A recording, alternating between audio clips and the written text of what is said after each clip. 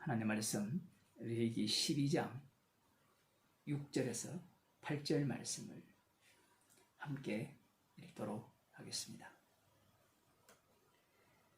자녀간 정결케 되는 기한이 차거든 그 여인은 번제를 위하여 1년 된 어린 양을 취하고 속죄제를 위하여 집비둘기 새끼나 쌈비둘기를 취하여 회막문 제사장에게로 가져갈 것이요 제사장은 그것을 여호와 앞에 드렸어 여인을 위하여 속죄할지니 그리하면 산열이 깨끗하리라.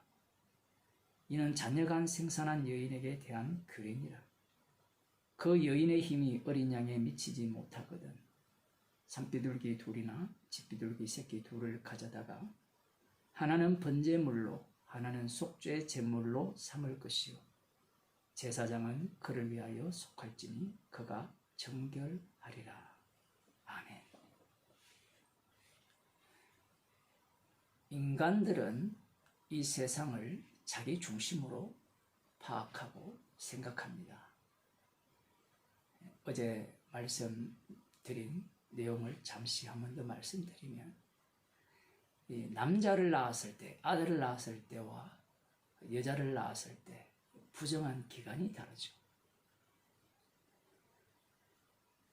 이뿐만 아니라 하나님께서 세상을 만드셨고 직접 이 세상을 친히 주관하신다면 하나님은 모든 사람들을 공평하게 돈이나 아니면 자녀나 아니면 IQ나 이 모든 것들을 동일하게 주셔야 되는데 그렇지 않다는 겁니다.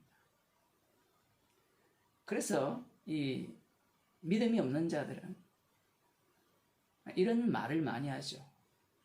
하나님이 살아계시다면 이런 독재가 있을 수가 있느냐? 이런 불공평이 있을 수 있느냐? 남녀를 차별하고 좀 다르다고 해서 차별하는 이러한 제도는 하나님이 원하시지 않는다. 이런 말을 하거든. 그들의 주장들은 다 성경에서 끄집어냅니다.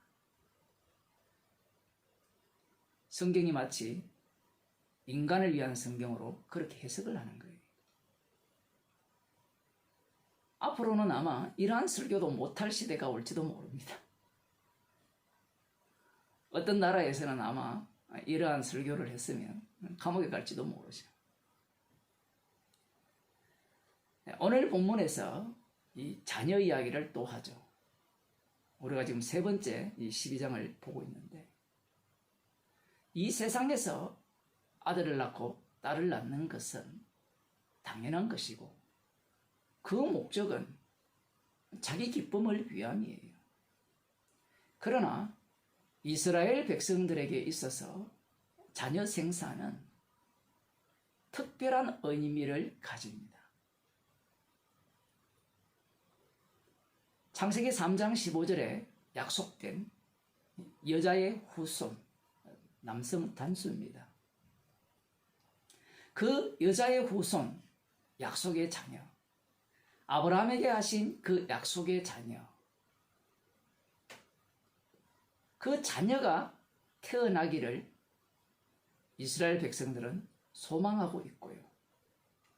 하나님께서 이스라엘을 만드신 목적도 그들 가운데 여성들로 하여금 자녀를 생산케 하는 그 목적도 여자의 후손과 관련되어 있습니다.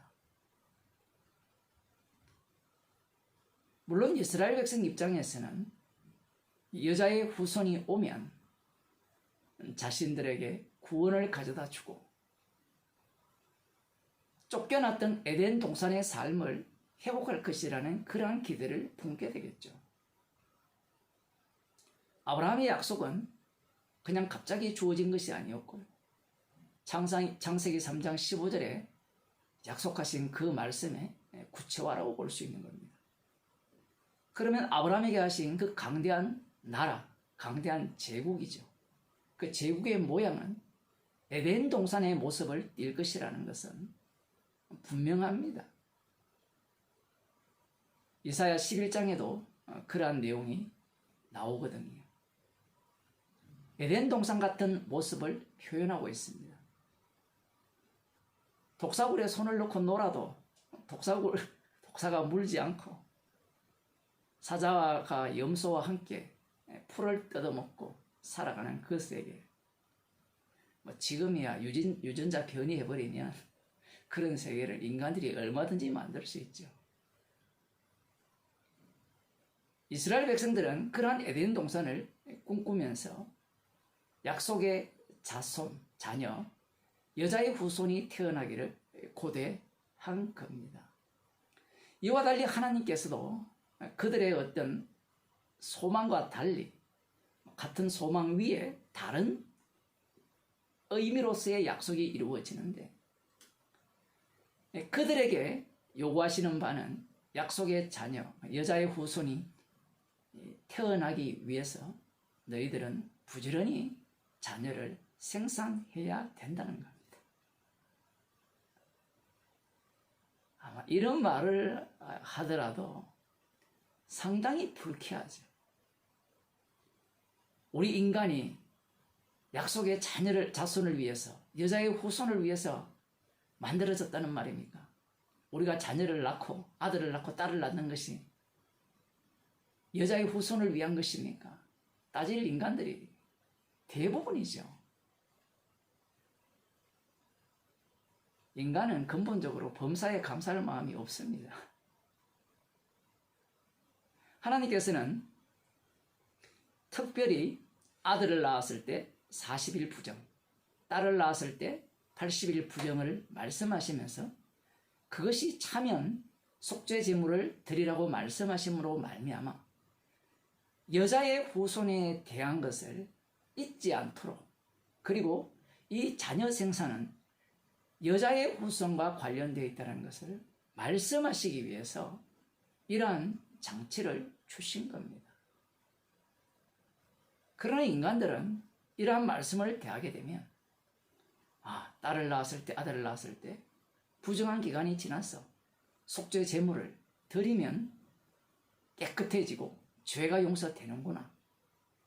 그럼 죄 용서 받았으면 나의 아들과 딸들과 행복하게 잘 먹고 잘 살면 되는구나. 이런 생각을 갖게 되죠. 또한 오늘 말씀을 읽으면서 이 약속의 자녀는 내가 지금 속죄 제사를 드리는 이 산모, 자녀를 낳은 이 여인은 살아있잖아요. 살아있는 자가 속죄 제물을 드리는 거니까 무사히 딸을 낳고 아들을 낳아 살아있는 채로 속죄 제물을 드려서 용서받으면 되는구나. 그러한 식으로 이 본문을 이해할 수밖에 없습니다. 그러나 이 출산의 이 모델이라고 할까요? 그 모델은 어디에서 왔느냐? 창세기 35장을 한번 보겠습니다.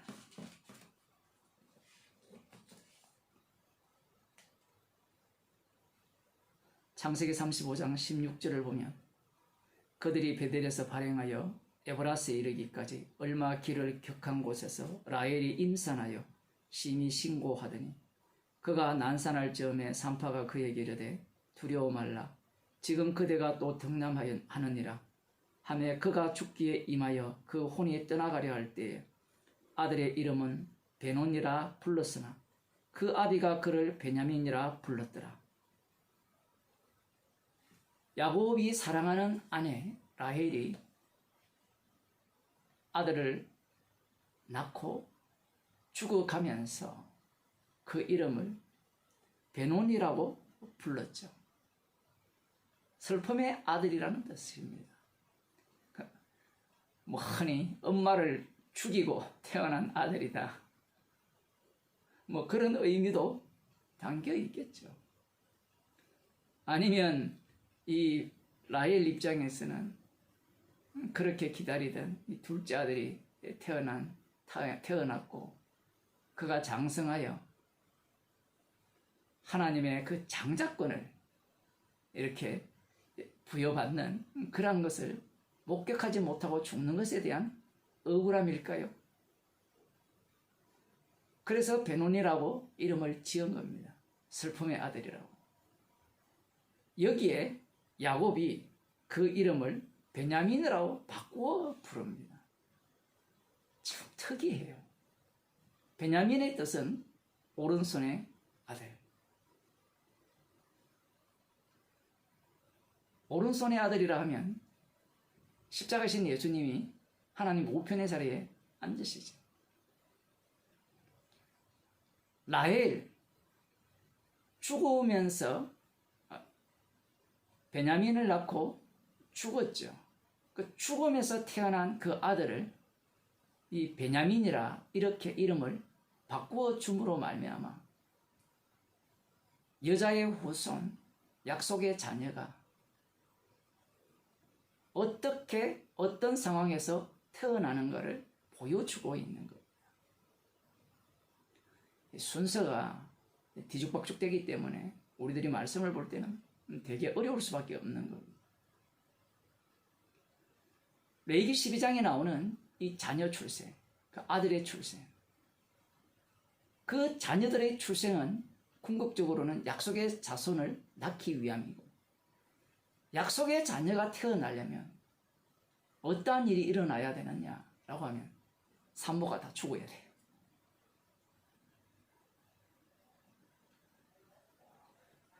산모가 죽지 않고 태어나는 약속의 자손은 없습니다. 그래서 마리아가 처녀로 예수님을 잉태한 겁니다. 워낙 많이 들어서 별거 아니고, 요즘이야 처녀가 잉태하는 것은 뭐 기본이고 그런 처녀가 아니죠. 그러나 어쨌든 외부의 시선에서는 처녀가 잉태했다라는 자체가 수치죠. 그 당시의 세계에서는 죽음과 같은 그런 수치를 당하는 겁니다. 약속의 자녀가 태어나는, 약속의 자녀가 낳아지는 그 배경은 그 여인이 죽어야 하는 겁니다. 이것을 거꾸로 돌리게 되면 이 속죄 제물을 드리죠. 어떻게 죄가 용서되는가? 예수님께서 속죄 제물이 되십니다. 자신이 낳은 아들로 인하여서 죄가 용서받는 거예요. 마리아가 예수님을 잉태했지만 순서가 뒤바뀌어 버립니다. 자신이 낳은 아들 예수 그리스도의 죽으심으로 인하여서 마리아는 죄용삼을 받는 겁니다. 그 죄용삼을 받은 마리아이기에 다시 시간의 순서를 바꾸어 보게 되면 십자가에 못 박히신 그 예수 그리스도의 죽음에 합류당한 자로 처녀가 잉태하게 된 것이라는 겁니다. 이 말씀을 통하여서, 오늘 본문 말씀을 통하여서 속죄 제사 드리면 죄가 용서되어서 구원을 얻고, 장차 약속의 자녀가 태어나서 우리를 이전 에덴 동산과 차원이 다른 그러한 천국으로 인도할 것이라는 그러한 기대감을 품고 있는 모든 자들의 악마성을 이 말씀을 통하여서 들추어내시면서 진정한 구원은 어떻게 오며, 이 세상은 그 구원하는 분, 달리 말하면 심판하는 주님이죠. 그분을 위해서 세상이 만들어지고 돌아가고 있다는 사실을 말씀하고 있는 겁니다. 오늘날도 별반 다르지 않았습니다. 사람들은 자기가 원해서 자녀를 낳고 원치 않아서 안 낳고 뭐 그렇게 생각을 하는데, 그 모든 일들이 누구를 위해서 되어지느냐라고 할 때는 십자가 지신 예수님의 주되심을 위해서 그러한 일들이 되어지고 있다라는 겁니다. 십자가에서 이미 모든 것을 끝내셨기 때문에 그 끝난 일들이 오늘날 우리들 눈앞에 펼쳐지고 있다라는 겁니다. 이 말씀이 성도에게 하시는 말씀이죠. 그럼 성도는 이 땅에서 어떠한 인생을 살게 되는가? 앞서서 말씀드릴 때 순서가 왔다 갔다 했죠. 라헬이 죽었죠. 그 죽음은 주님의 죽음을 앞당겨 보여주는 죽음이고 그 죽음이 하나님 우편의 자리로 올라가게 되죠. 성도도 마찬가지입니다. 주님의 죽음 속에 합류당한 자만이 하늘 우편에 오르신 그분에 의해서 구원에 참여하게 되는 겁니다. 이 순서는 바뀌어도 돼요. 이미 하늘에 오르신 그 주님에 의해서 구원을 받았기에, 성령을 받았기에 예수님의 죽으심에 참여하는 겁니다. 우리를 이 땅에 살아가게 하시는 이유는 행복하게 살기 위함이 아니에요. 우리의 구원을 위함도 아닙니다. 자녀를 낳아서 오늘 우리 딸이 참 그렇다. 오늘이 우리 딸 생일이다. 실제 이야기입니다. 그런 것으로 기뻐하고 즐거워하고 축하하고 있는 것이 아니라 이 모든 일들이 십자가에 피 흘려 죽으신 주님의 피공로를 자랑하라고 날마다 죄인 만드는 자리로 우리를 이끄시는 겁니다. 이 세상을 나를 위한, 나의 가족을 위한, 나의 민족을 위한, 나의 국가를 위한 세상으로 보는 자들은 예수님을 살해한 바리새인과 서기관, 사두개인들, 헤롯 왕, 본디오 빌라도와 전혀 다르지 않는 자들입니다. 오늘날 십자가를 나를 위한 구원용으로 생각하는 사람들이 대부분이죠. 그래서 그들은 십자가의 피를 자기 구원용도로 바꿔치게 해버리는 겁니다.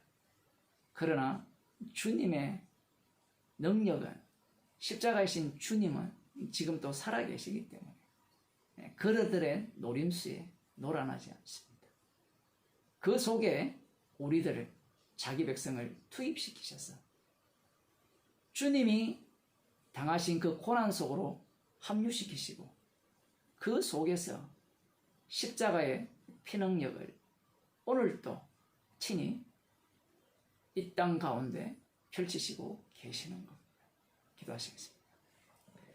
하나님 아버지, 나의 가정과 나의 민족과 나의 국가가 나를 위한 것이 아니라 십자가에 달려 죽으신 주님을 위한 것임을 말씀을 통하여 들려주심을 감사드립니다. 우리의 인생을 레위기 12장에 나오는 이스라엘 백성들처럼 십자가에 달려 죽으시고 부활하신 주님을 위한 일생으로 날마다 만들어 주옵소서. 예수님 이름으로 기도드리옵나이다.